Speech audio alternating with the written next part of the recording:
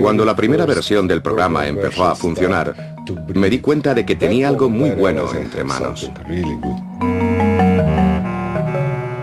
Crear un juego es algo fascinante. No he conocido a nadie que haya jugado y no se haya enganchado. Las piezas parecen simples, pero una vez empiezas, te das cuenta de que el concepto en sí no es tan fácil. Pero también puede ser peligroso. Fue una experiencia traumática. Debía haberme dado cuenta de que pretendían asustarme deliberadamente. Estaba aterrorizado. Era como intentar parar un tanque con mis manos. Habían puesto en marcha una máquina infernal. Esta es la historia de 4 personajes, 2 sistemas y un juego, que es el objetivo de todos y el motivo por el cual compiten entre sí. Tetris, desde Rusia con amor.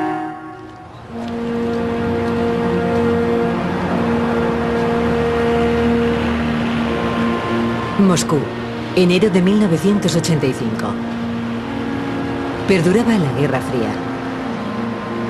Mikhail Gorbachev estaba solo unos meses de alcanzar el poder y ya se oía hablar en todo el mundo de la perestroika.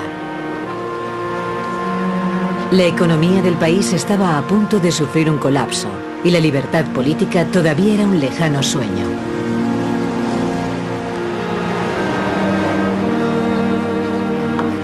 En medio de tal situación de represión social, existía como si fuese un pequeño refugio, un instituto científico donde se reunían las mentes más ingeniosas y brillantes del país.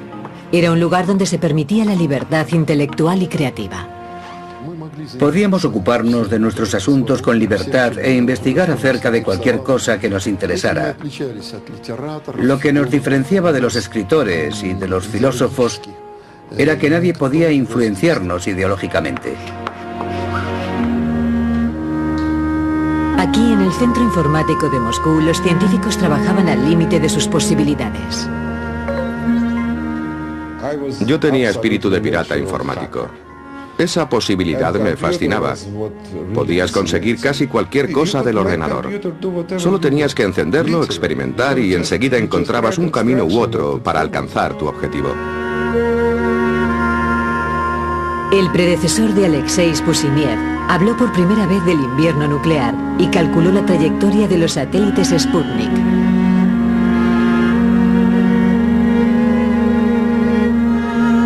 Pero Alexei sería recordado por muy diversos logros.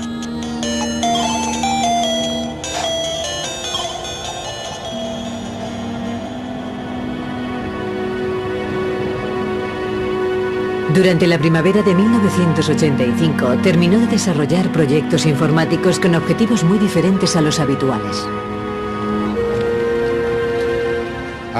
Como a cualquier niño, siempre me gustaron los regalos. Durante mis años escolares no tenía mucho con lo que entretenerme. Los juegos no formaban parte de nuestro tiempo de ocio. Mucha gente jugaba al ajedrez.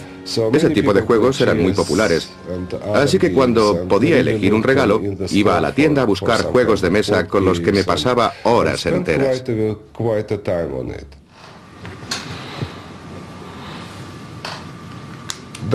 De ahí el famoso puzzle llamado pentaminó. Un pentaminó es una figura geométrica compuesta por 5 cuadrados unidos por sus lados. Existen 12 pentaminós diferentes. El reto está en unir todos formando con ellos un cubo, como si fuese un rompecabezas. Es un juego muy famoso y a mí me encantaba. De hecho, era muy bueno jugando al pentaminó.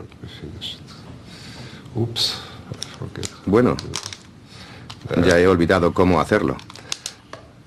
Ya está, este lado y ahora este otro.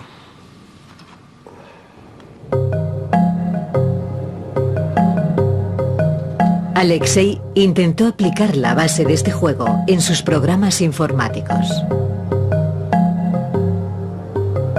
Sería un proceso de lento desarrollo.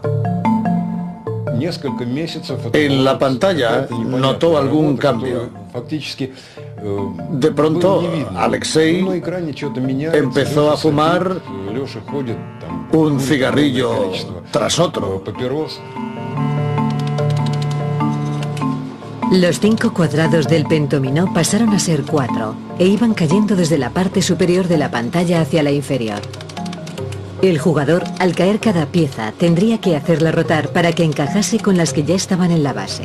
Había nacido un nuevo juego, el Tetris, que significa 4 en griego.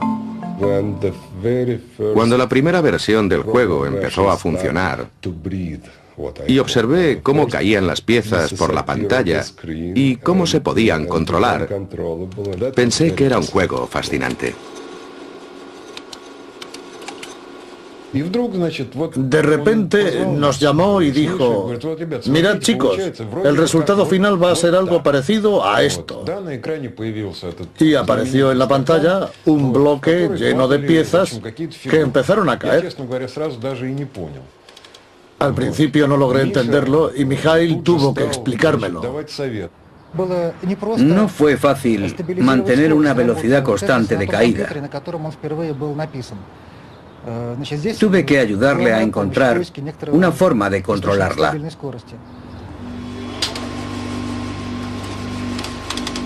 Incluso sin sonido y con unos gráficos muy rudimentarios, la primera versión tenía un poder de atracción inusual.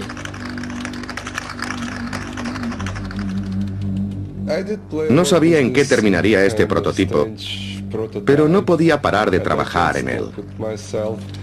Mikhail Kulagin y otros compañeros entraban a la habitación y me preguntaban: ¿por qué pasas aquí tanto tiempo? Entonces les invitaba a jugar y me daba cuenta de que no era yo solo el que se quedaba hechizado, sino que todo aquel que empezaba a jugar no podía dejarlo. Mucha gente quedaba para hacer campeonatos de Tetris. Hubo un momento en el que todos los compañeros del centro informático estaban enganchados.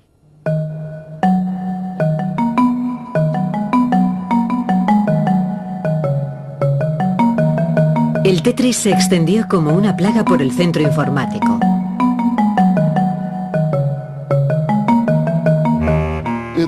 El juego tenía obsesionado a todo el personal y muchos de los miembros empezaron a evidenciar bajo rendimiento laboral a causa del tiempo que le dedicaban al juego. El Tetris era muy diferente al resto de los juegos, en particular muy distinto de los juegos norteamericanos donde todos son disparos, asesinatos, explosiones y choques. El Tetris apela a otro ámbito de la psique humana, ya que se basa en construir y no en destruir. Cuando juegas tienes la impresión de estar construyendo algo, de realizar algo creativo. Las piezas caen de forma caótica y tú las colocas creando una superficie. Pero en cuanto completas una línea, esta desaparece. Y solo quedan las piezas que no has conseguido colocar correctamente. El Tetris es un juego con una motivación negativa muy fuerte. Nunca ves el conjunto de líneas que has completado, ya que desaparecen inmediatamente. Solo permanecen las piezas fallidas, es decir, tus errores. Y por instinto, siempre quieres corregirlos, así que no paras de jugar. Lo que aparece de forma constante en la pantalla es lo que has hecho mal, los huecos que quedan entre las piezas mal colocadas. El deseo de rellenarlos para completar la línea es lo que te impulsa a seguir. La primera versión en color apareció en el verano de 1985. Fue entonces cuando Alexei decidió mostrar el juego a los amigos que no trabajaban en el centro informático. A su vez, estos hicieron copias para dejárselo a otros amigos. Fue como encender una mecha. Después de un par de semanas, el Tetris estaba en todos los ordenadores de Moscú. El juego se extendió rápidamente, primero por Moscú, luego por la Unión Soviética y más tarde por los países del bloque soviético.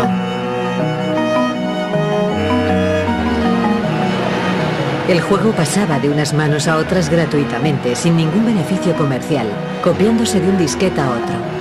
No existía el concepto del derecho intelectual. Las ideas de cada individuo pertenecían al Estado y debían de ser compartidas con toda la población.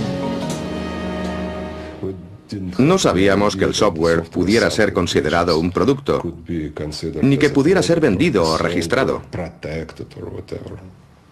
Aquello no tenía sentido para nosotros. La cadena comercial era algo de lo que se ocupaba el Estado, no los individuos. De haberlo intentado nosotros, habríamos acabado en prisión. En el telón de acero, el Tetris era objeto de culto, lo cual aportaba reconocimiento a su creador, pero ningún premio ni recompensa económica.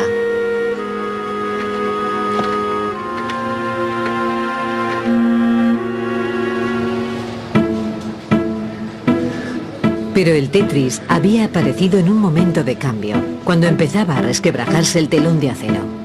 A mediados de los años 80, Hungría había obtenido grandes beneficios vendiendo juegos y tecnología informática a Occidente.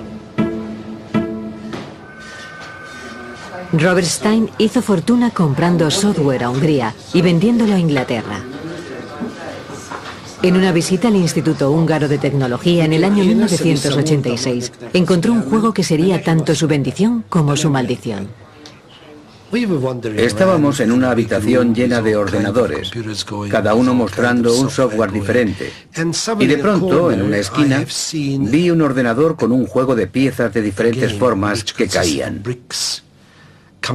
Me sorprendió y pregunté, ¿qué es esto?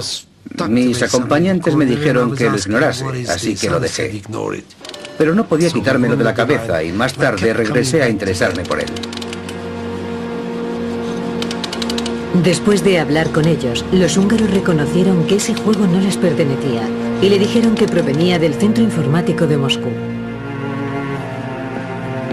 Stein no tardó en contactar con el centro, pero cuando se mostró interesado en adquirir la licencia, nadie le escuchó. No dieron importancia a la llamada de Stein. Era un tema que no interesaba mucho.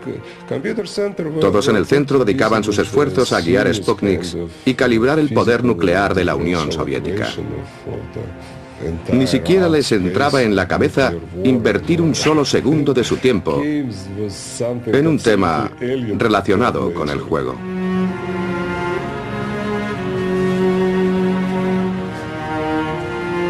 Alexei Spagitnov, en representación del centro, acabó negociando con Stein. Me ofreció unas 10.000 libras como adelanto. Le contesté que nos interesaba la oferta, pero que teníamos que seguir negociando. Entonces, él entendió mi respuesta como un acuerdo.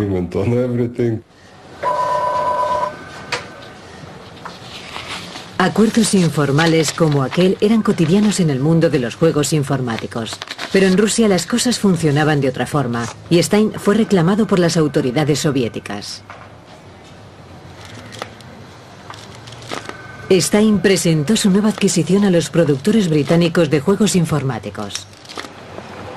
Uno de sus posibles clientes era Mirrorsoft, la compañía informática de Maxwell Corporation, que en 1986 era un gran imperio del entretenimiento. Propietaria de periódicos, revistas e incluso accionista de los equipos más importantes de la Liga Británica de Fútbol. Si compraban el Tetris, Stein haría un negocio redondo. Observé el juego durante unos minutos y luego lo envié al departamento técnico. Un par de semanas más tarde, pasé por el departamento a la hora del almuerzo y vi que todos estaban jugando al Tetris en su hora de comida. Entonces pensé que debía probarlo yo mismo y me lo llevé a casa. A partir de ese instante, ya era solo cuestión de tiempo que el virus del Tetris invadiese Inglaterra. Me obsesioné tanto con el juego que tuve problemas en casa. Mi mujer me decía que no le dedicaba tiempo ni a ella ni a mis hijos, pero les invité a probar el juego y enseguida me entendieron. No podían dejar de jugar. Mirrorsoft firmó un acuerdo para producir el juego en Inglaterra.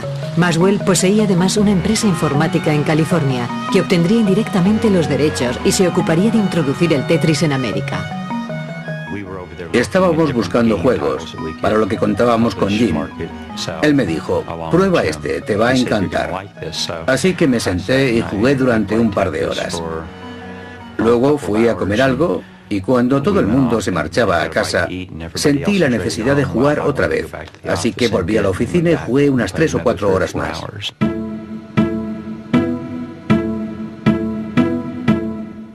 Phil volvió al día siguiente y me dijo que el Tetris era un producto genial. El problema sería introducir un producto tan particular en un mercado muy competitivo.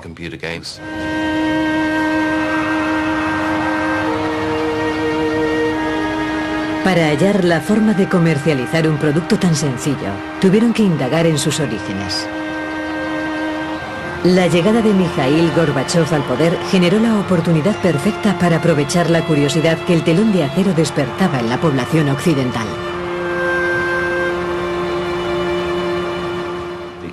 La curiosidad que despertaba acceder a algo proveniente del otro lado del telón de acero hacía que la gente lo comprara. Comercializamos el producto en un envase rojo, con el nombre en ruso.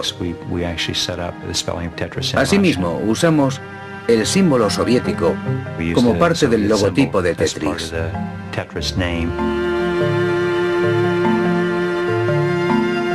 La operación de marketing y las buenas críticas del juego auguraban un gran éxito para Tetris. Pero tanta publicidad tuvo una consecuencia negativa y estuvo a punto de arruinar el proyecto. Estábamos a punto de lanzar el juego al mercado y recibimos un telegrama de una compañía rusa llamada Elorg, de la que nunca habíamos oído hablar. Decía que el juego les pertenecía y que nosotros estábamos intentando comercializarlo ilegalmente sin su autorización. Elorg, siglas de Electron Technocar, era un departamento del gobierno ruso encargado de la exportación de programas informáticos. Gorbachev había abierto las puertas al comercio con el este, pero bajo un estricto control. La burocracia rusa se jactaba de controlar absolutamente todo. Si pretendíamos conseguir cualquier cosa, lo podíamos tener siempre que se hiciese adecuadamente, es decir, bajo su control. Robert Stein fue requerido por las autoridades moscovitas. Debes recorrer un pasillo larguísimo para luego esperar en recepción durante un largo periodo de tiempo, en una silla muy incómoda y nadie te mira ni te habla. Luego te llevan a una sala con una gran mesa de conferencias. Es como si estuvieras asistiendo a un juicio y desaprueban todo lo que les dices. ¿Por qué hicimos aquello sin permiso? Intenté explicarles que no tenía ni idea de que ese departamento existía, así que ni se me pasó por la imaginación pedirles permiso.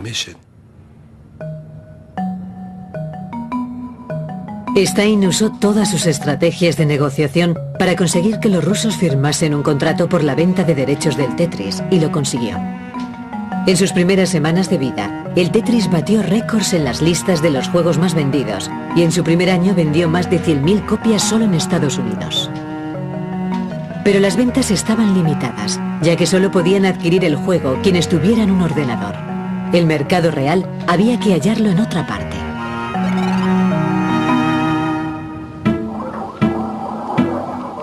En aquel momento las consolas se conectaban a la televisión y se jugaba a través de un control remoto. En 1988, el mercado informático para el hogar era una industria en ciernes. La empresa de Maxwell Company, Mirrorsoft, vio una oportunidad única en el lanzamiento de una versión casera del Tetris y se lo propuso a la empresa Atari. Ellos tenían los derechos del juego y acudieron a mí para que hiciéramos una versión para las consolas caseras. Así que solo se lo propuse a la dirección de Atari Games y les entusiasmó la idea. La versión para PC de Tetris también resultaba idónea para su adaptación a un videojuego. Atari llegó a un acuerdo y se comprometió a hacer más atractivo el aspecto visual del juego. Pensé que si diseñábamos las piezas en 3D, el juego ganaría mucho. Así que puse a los técnicos a trabajar en ello. Pensé que tendría más estilo y lo diferenciaría de los juegos del PC, que solían ser muy simples. Modificamos muchos más detalles estéticos que hacían el juego más atractivo. Desde un punto de vista comercial, era un proyecto muy interesante. Tenía un amplio margen de beneficio.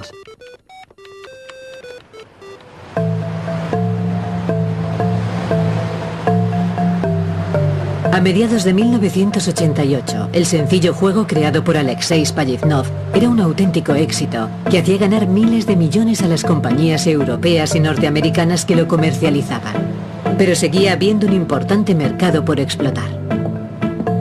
Japón no solo poseía una desarrolladísima industria electrónica y experimentaba un altísimo consumo de productos informáticos, sino que además su población adoraba los rompecabezas. Hans Rogers era un joven emprendedor que viajaba por el mundo buscando juegos para introducirlos en el mercado japonés. Viajaba con mi ordenador portátil para saber cuánto beneficio podía obtener de los productos que encontraba. Así podía decidir en el momento y hacer una oferta. Acudió a una feria informática en Estados Unidos donde conoció a Randy Broulitt de Atari. Desde el primer momento, Hank supo que el juego podía ser un gran éxito en Japón. El Tetris era el juego más sencillo de toda la feria, incluso a pesar de que los gráficos y el sonido eran muy llamativos. Tenía algo diferente. Quise jugar desde el primer momento, no por probarlo desde un aspecto profesional, sino porque me atrajo mucho como aficionado.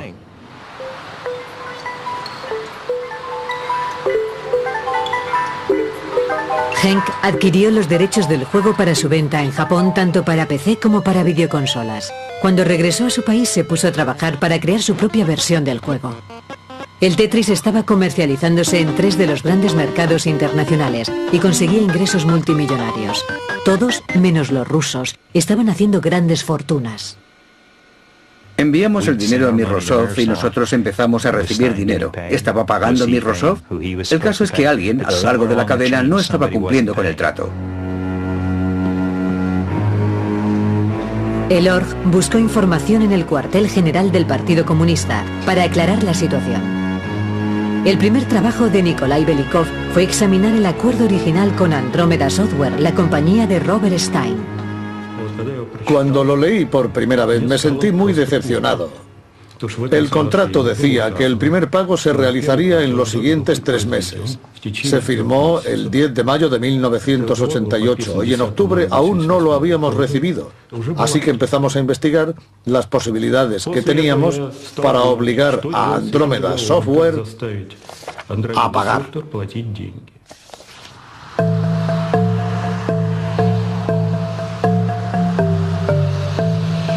Mientras Belikov pensaba en cómo solucionar el problema, en el otro extremo del mundo estaba a punto de producirse un cambio.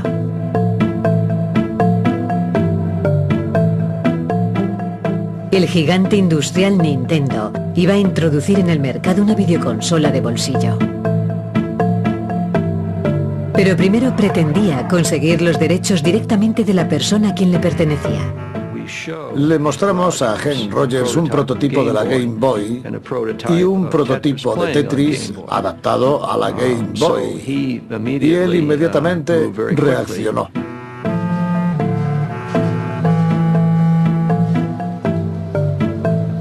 Hank acudió directamente al primer eslabón de la cadena, al hombre que había negociado personalmente con los rusos. Llamé a Robert Stein y le dije: Robert, necesito que me representes en Rusia para conseguir los derechos de Tetris para la Game Boy. Y aceptó, así que le envié $25.000. No estaba sorprendido, es decir, todo el mundo que trabaja en esto. Lo que no podía sospechar era que Stein había negociado los mismos derechos con Mirrorsoft. Estaba tratando de hacer fuerza en algo, aprovechando que ya se había negociado en relación al Tetris. Pero por otra parte, no quería rechazar el nuevo proyecto porque podía suponer la concesión de licencias para productos que nosotros desarrollábamos en Hungría. Estuvimos intercambiándonos faxes semanalmente durante, no sé, unos 3 meses. Entonces empecé a ponerme nervioso porque me parecía demasiado tiempo. Luego él dijo que tendría que viajar a Rusia, pero no hacía más que decirlo y no se decidía nunca. Así que empecé a sospechar. Las negociaciones de Robert Stein con los rusos habían llegado a un punto muerto en lo relativo al dinero que éste les debía. Andrómeda Software envió faxes solicitando retomar las negociaciones para obtener nuevos acuerdos respecto a la licencia de Tetris. Pero mi única respuesta fue: primero paga y cumple con el primer acuerdo, y después ya veremos.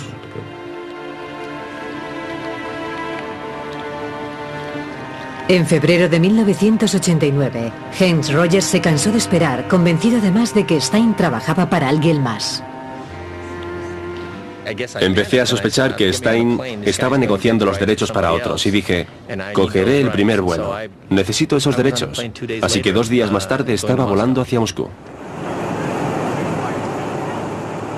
Pero Heinz Rogers no era el único que iba camino de Moscú en esa semana. Finalmente, Robert Stein decidió viajar hacia allí. Además, Mirrorsoft había enviado en secreto esa misma semana a Kevin Maxwell para negociar. Tanto Stein como Maxwell tenían reuniones con el Org el mismo día. Henk, sin embargo, no había pedido cita con anterioridad. Incluso desconocía la dirección del Org. Era la primera vez que iba a atravesar el telón de acero y no sabía lo que podía esperarme. No sabía cómo negociar con personas de una cultura diferente a la mía. Así que pretendía bajar del avión y hacer amigos. Pero no fue así. Este es el comienzo de mi viaje y espero permanecer algún tiempo. Henk grabó en vídeo su aventura para poder mostrarla en Japón. Echa un vistazo. Esto es Moscú. Todo parece muy oscuro porque es una ciudad muy gris. Toda la gente con la que me encontré era antipática, malhumorada. Había una mesa de información en el hotel. Pregunté cómo llegar a El Org y me dijeron que no lo sabían y que no podían averiguar la dirección. Y esto, ni siquiera intentaron ayudarme. Estoy esperando una llamada de Japón mientras veo un vídeo sobre Hawái. El televisor no funciona. La radio no funciona. Y ya he leído todo lo que estaba a mi alcance. Henk pasó su primera noche en el Hotel Inturis, con vistas a la Plaza Roja. El corazón de la impenetrable Unión Soviética.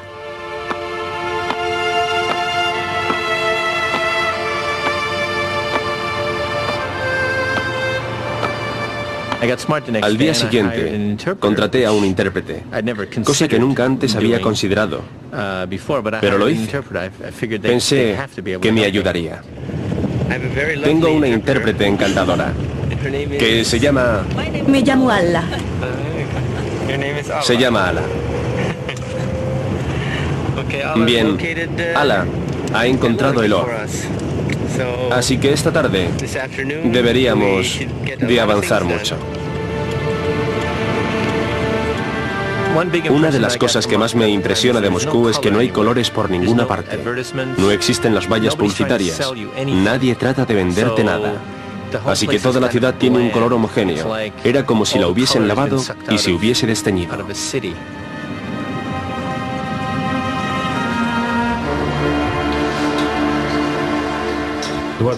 El 21 de febrero me llamaron del departamento de protocolo anunciándome que tenía una visita. Era Heinz Rogers, que venía desde Japón. Se le comunicó que estaba rompiendo el procedimiento habitual. Para los extranjeros era obligatorio concertar una reunión con tiempo suficiente para que nosotros pudiésemos informarnos sobre quién era, el propósito de la visita, las opciones de negociación y demás.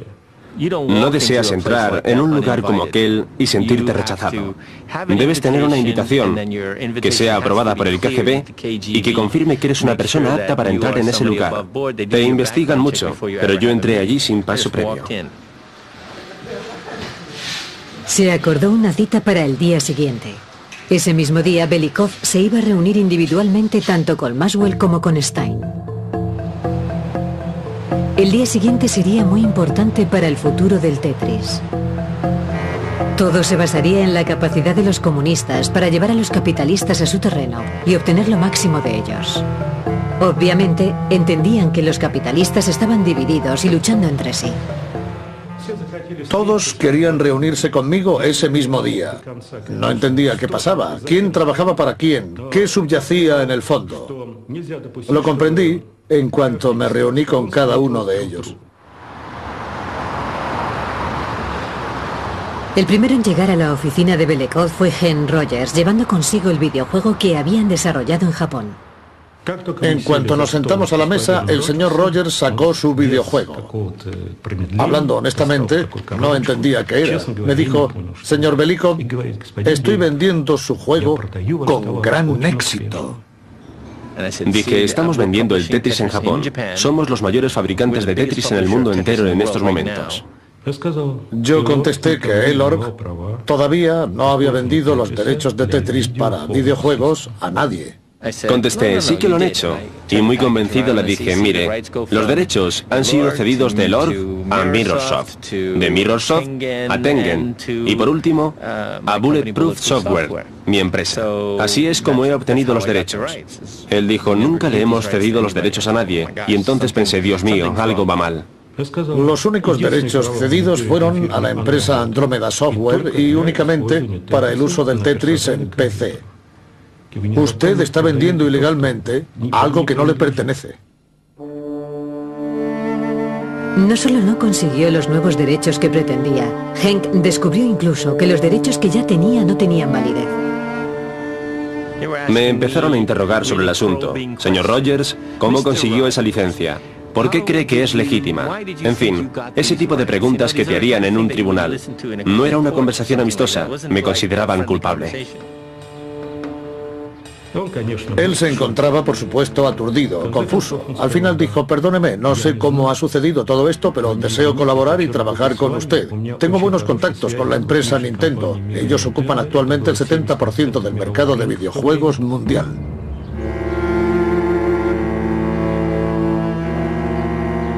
Pensé que tenía las mismas posibilidades de salir de allí con los derechos del Tetris que de acabar en prisión.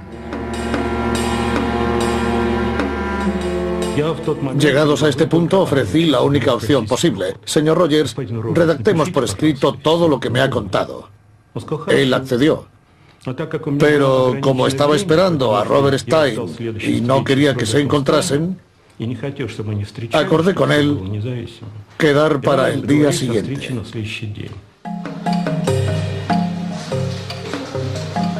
Nada más salir Henk, Robert Stein atravesó el largo pasillo de Elorg, creyendo estar cerca de conseguir sus objetivos, sin saber nada de lo que acababa de ocurrir.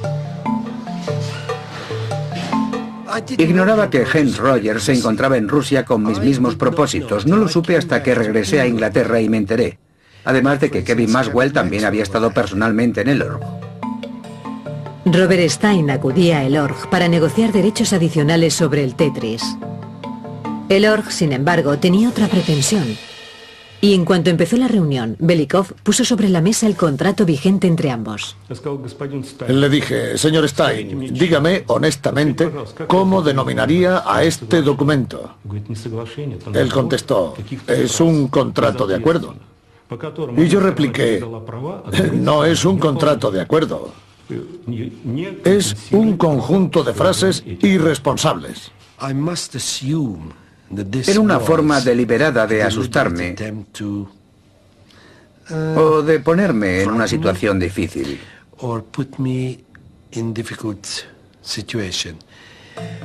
La reunión, desde luego, era todo menos amistosa.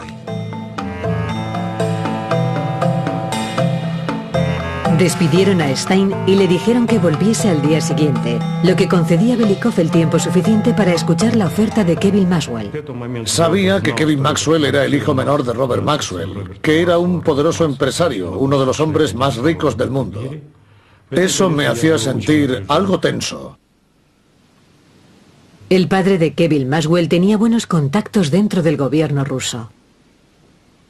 Tras discutir sobre quién tenía los derechos sobre el juego, Belikov mencionó la versión de Henk, que además llevaba el nombre de Mirrorsoft. Le pregunté, señor Kevin Maxwell, ¿dónde ha adquirido Microsoft esos derechos? Y sorprendentemente admitió, es una versión pirata. No tenemos los derechos. Fue un error por parte de Maxwell, que ignoraba que Mirrorsoft había vendido la licencia para videoconsolas a Atari. Dicho error le saldría muy caro a su empresa. Le pregunté al señor Maxwell, ¿está interesado en conseguir los derechos para consolas de televisión? Contestó, sí, por supuesto, y le dije, ¿cuándo puede hacernos una oferta? Y respondió que tenía que regresar a Inglaterra, pero que enseguida nos enviaría una propuesta.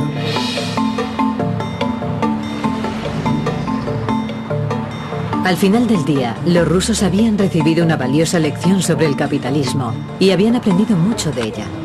Entendieron que podían obtener muchos más beneficios vendiendo diferentes derechos a diferentes compañías en vez de cediendo la licencia a una sola. Por otra parte, los posibles compradores estaban arriesgando mucho, pero aún les quedaban muchas bazas por jugar, aunque uno de ellos jugaba con ventaja. Finalmente, entre todos esos hombres de negocios elegantemente vestidos, encontré a uno que realmente entendía el juego y con el que coincidía a la perfección desde el primer momento. Le presento al señor Alexei Pajitnov. Es el creador del Tetris.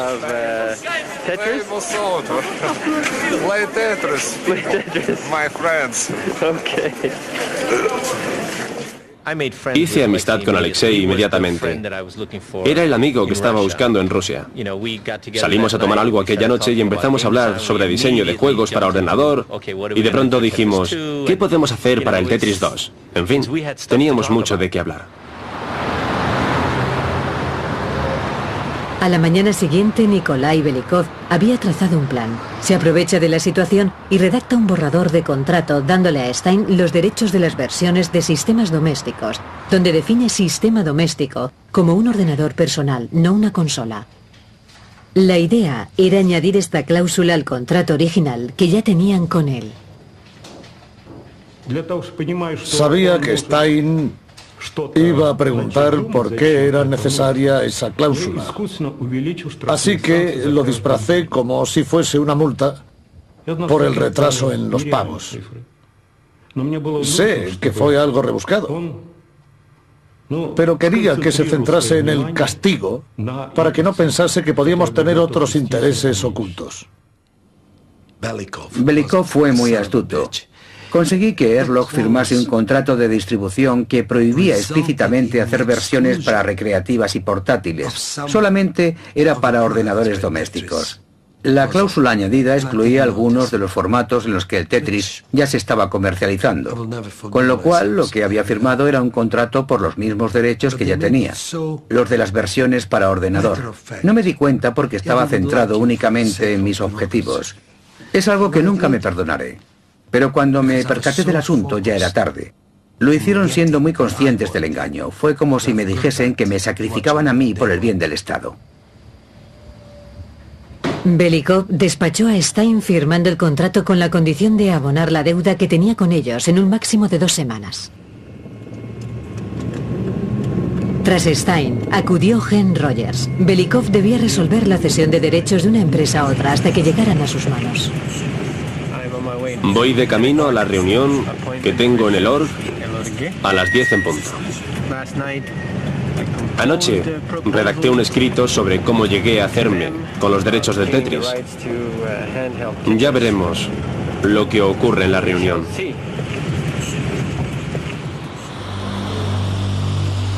Según el viejo sistema, la decisión hubiese sido meramente política. pero el capitalismo se basa en asumir riesgos. Le dije, bueno, Kevin Maxwell es el hijo de uno de los hombres más ricos del planeta, así que no puedo hacer una oferta económica mejor que él. Pero les puedo ofrecer una cooperación sincera, sin trampas ni dobles juegos. Le iré informando exactamente de los ingresos obtenidos y así ustedes podrán deducir exactamente su porcentaje. Hank daba la sensación de ser un hombre de negocios muy sincero y respetable, porque siempre mantenía o siempre mantuvo su palabra.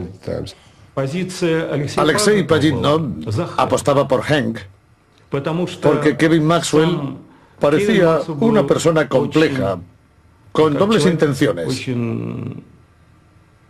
Miraba a todo el mundo por encima del hombro, con aires de prepotencia, y eso le horrorizaba.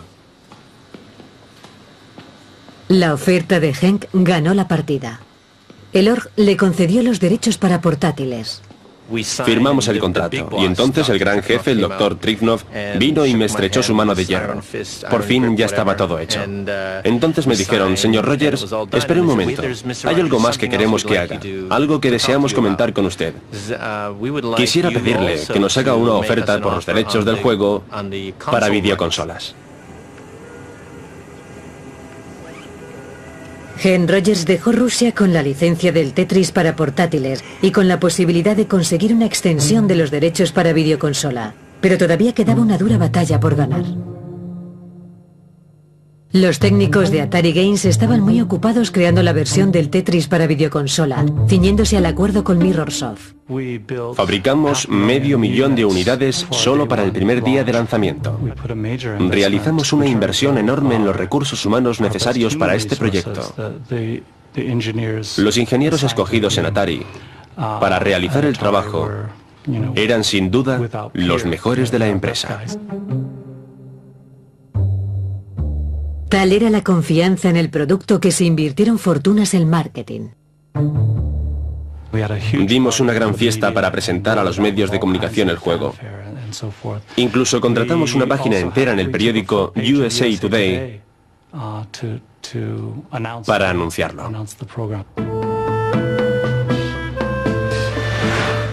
Pero a Atari le aguardaba una gran sorpresa. En Seattle, Hen Rogers visitaba a sus contactos de Nintendo para ofrecerles en exclusiva los derechos para la videoconsola. Nintendo Entertainment System era la compañía que más consolas vendía en todo el mundo. Nos alegramos mucho cuando supimos que los derechos para videoconsolas domésticas estaban disponibles. Y además Hank tenía la posibilidad de hacer una oferta por ellos. A Howard Lincoln y Manuro Arakawa, esta situación les brindaba la posibilidad de adelantarse a Atari, su eterno rival. Me prometieron que me ayudarían. Me dijeron que volviese a Rusia y que si creía que podía convencer a los rusos, les llamara para cerrar el trato. Atari no era el único problema. En Inglaterra, Robert Maxwell estaba indignado porque su hijo no había conseguido la licencia. Así que decidió recurrir a sus contactos en el Kremlin. Me acusaba de haber actuado de manera impropia. Decía que había arruinado las relaciones comerciales entre la Unión Soviética e Inglaterra. Belikov empezó a recibir amenazas desde el Kremlin. Hank supo que el Org estaba siendo presionada por el gobierno soviético. Así que debía llegar a un acuerdo lo antes posible. Regresé a Rusia y les pregunté si cerrarían el trato con los señores Arakawa y Lincoln. Contestaron que lo harían sin dudar. Nintendo necesitaba moverse deprisa, pero sin levantar sospechas. No podían alertar ni a Maxwell ni a Atari, a quienes impediría obtener la licencia del Tetris sin darles tiempo para reaccionar.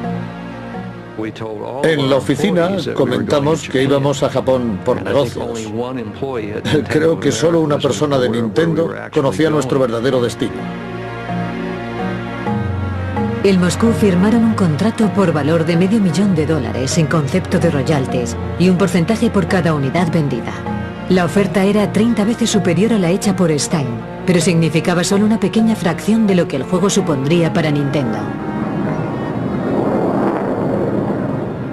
En el avión de regreso a Seattle, cada vez que miraba a Arakawa, él me miraba a mí y nos echábamos a reír. No solo teníamos los derechos para videoconsolas portátiles, sino también para consolas domésticas, ya que el Orb nunca había cedido los derechos del juego para consolas a ninguna empresa. Así que ahora pertenecían a Nintendo. Sin duda, ahora podríamos frenar la producción de Atari.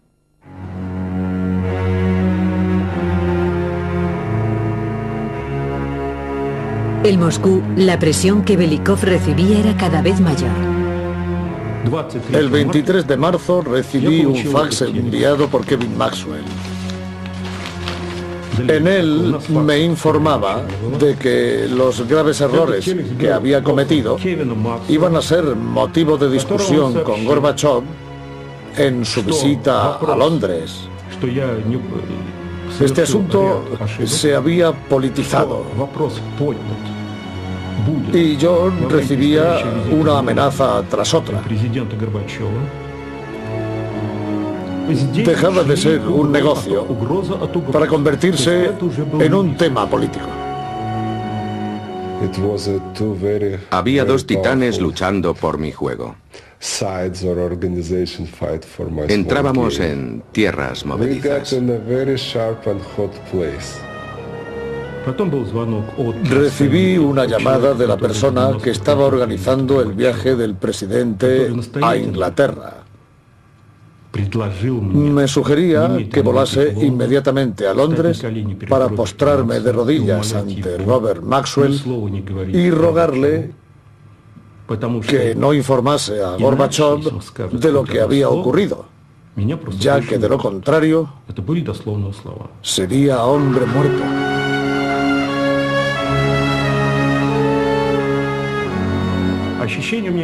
Al principio quedé aterrorizado, como le habría ocurrido a cualquiera ante tal amenaza.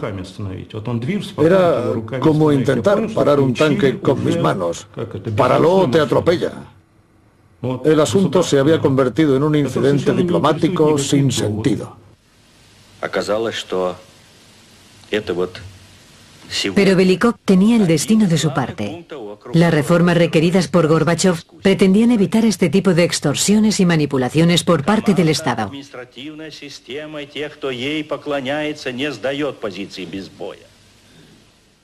Desde luego no podía sentirme afortunado. Si esto llega a pasar un año antes, en 1988, el final de esta historia hubiera sido muy diferente. Estoy seguro de eso.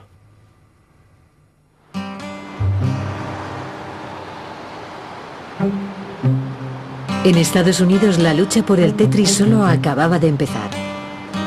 Nintendo, eufórica por su logro, había puesto un cuchillo en la garganta a Atari.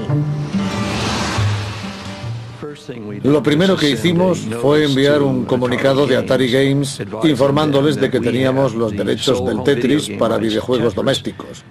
Así que les solicitamos el cese de la fabricación y comercialización de sus versiones del Tetris, ya que los documentos que poseían no tenían ningún valor. Atari Games no iba a zanjar el tema así como así.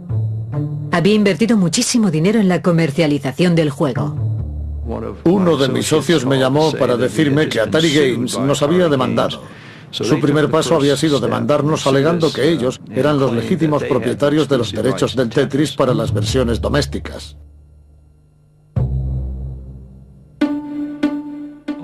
Todos nuestros expertos, nuestros consejeros legales, trabajaban día y noche en el caso. No había ninguna duda ni la menor sospecha de que pudiéramos estar equivocados.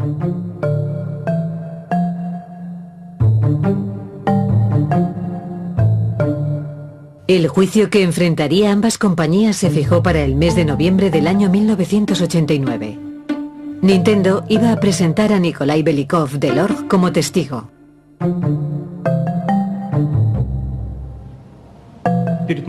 Antes de partir, me llamaron del Comité Estatal de Tecnología Informática.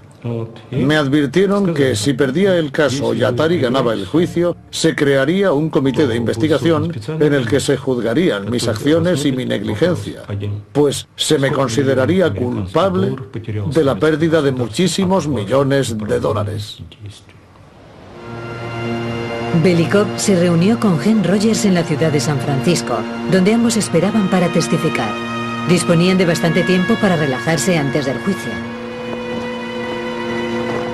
Llegó el gran día y se sentaron en el banquillo de los testigos. Al concluir la vista, el juez decretó que era Nintendo a quien correspondían los derechos legítimos. El señor Arakawa y yo nos sentimos los hombres más felices del planeta. Fue genial. Había euforia, por supuesto. Pero por mi parte tenía que conservar los derechos, así que aún tenía mucho camino por delante. En ese momento, Atari Games ya había fabricado cientos de miles de ejemplares del Tetris que no podría comercializar. Estábamos bajo los efectos de un gran shock. Teníamos juegos listos para ser distribuidos y un montón de demandas, y de repente no podíamos seguir comercializando el producto. Estábamos estupefactos.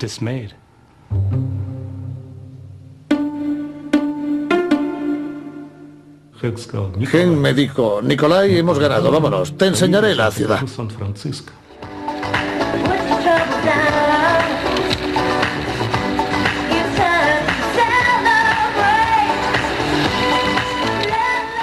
Estábamos infringiendo las normas. Conducía a gran velocidad por las calles de San Francisco. Yo le contaba lo mal que lo había pasado con todo el proceso, y las imágenes de los acontecimientos sucedidos en los últimos meses pasaban a cámara lenta por mi mente. Estaba bloqueado. No sentía alegría por el resultado del juicio hasta bastante después.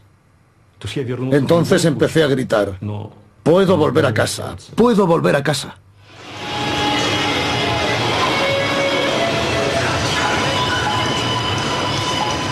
El verdadero ganador fue Nintendo. Hasta la fecha, Nintendo ha conseguido vender más de 8 millones de ejemplares del Tetris en todo el planeta. La gente de Mirrorsoft y Atari Games demostró cierta incompetencia.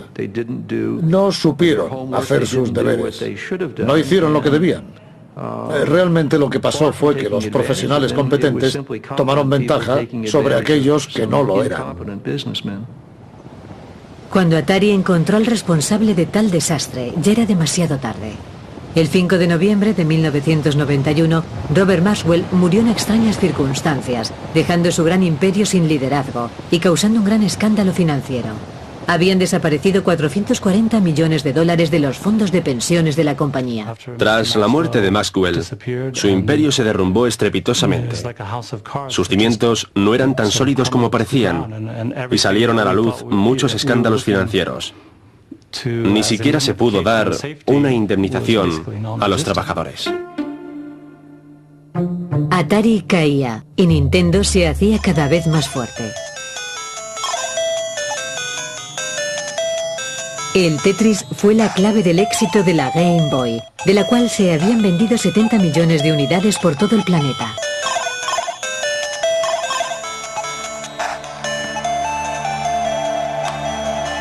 Pero a pesar de lo ocurrido, Alexei Pajitnov no recibió un solo céntimo como creador del Tetris.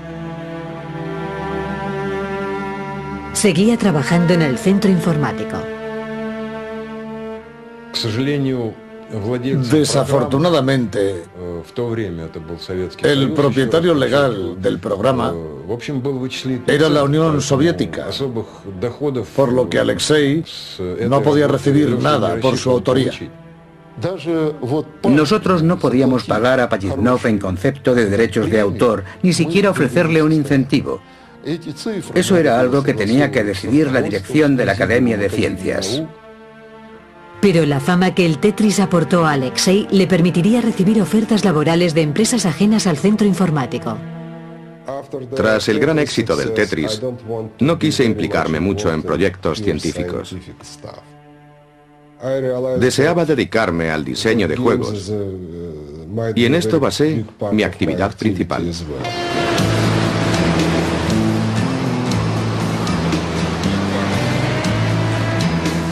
En 1991, gracias a su amigo Hen Rogers, Alexei recibió una oferta para trasladarse junto a su familia a Estados Unidos.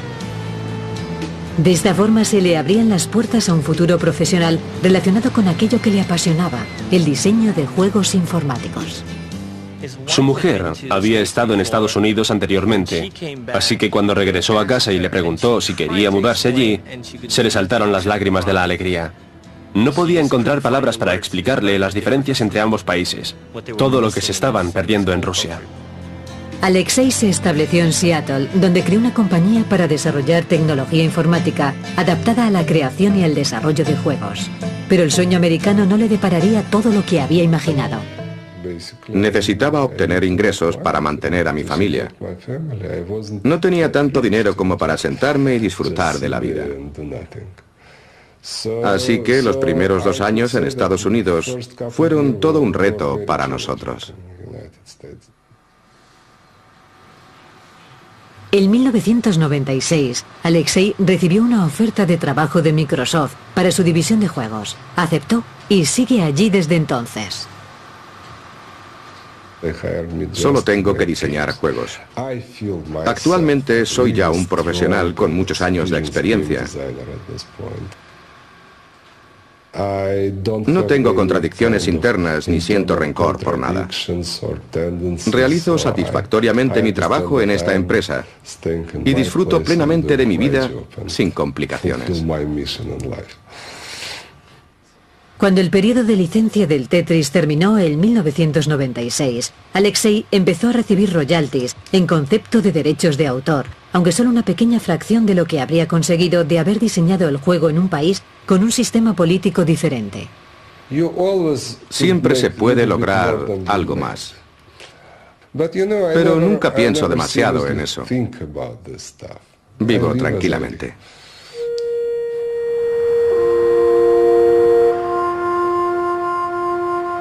Alexei viaja con frecuencia a Moscú y piensa regresar definitivamente algún día si la suerte le acompaña.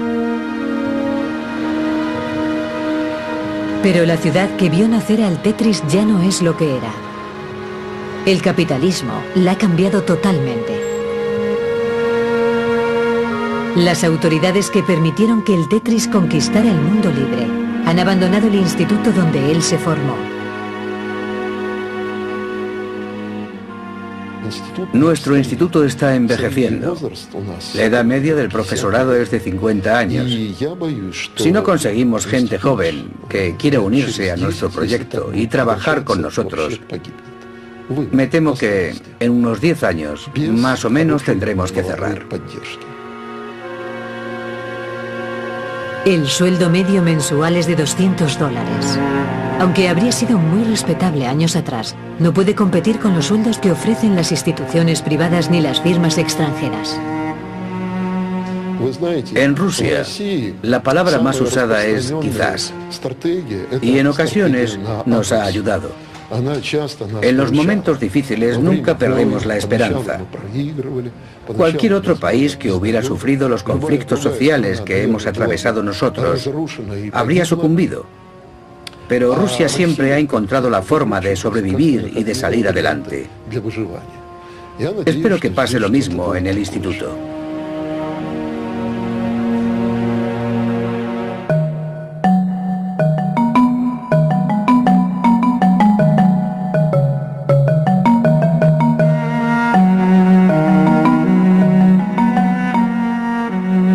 Actualmente, el Tetris está preparado para instalarse en los nuevos medios, esta vez en los teléfonos móviles.